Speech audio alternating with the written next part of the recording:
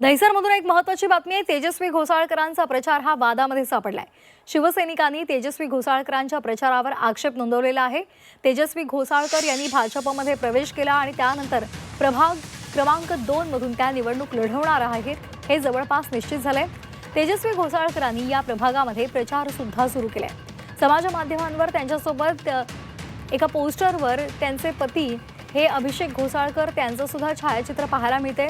मात्र अभिषेक घोसाळकर यांचं छायाचित्र वापरू नये असं शिवसेना उद्धव बाळासाहेब ठाकरे पक्षाचे कार्यकर्ते सांगतात आणि त्यांनी समाज माध्यमांवरून याला प्रचंड विरोध केलेला आहे आणि आक्षेप नोंदवलाय।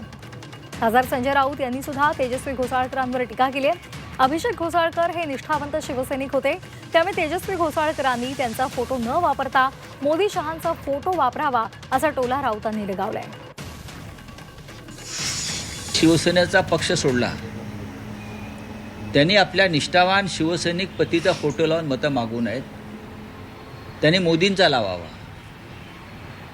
अमित शहांचा लावावा, देवेंद्र फडणवीसांचा लावावा। अभिषेक घोसाळकर हे एक निष्ठावंत कडवट शिवसैनिक होते आणि शेवटपर्यंत ते शिवसेनेबरोबरच राहिले आणि तिथेच त्यांना बलिदान द्यावं लागलं।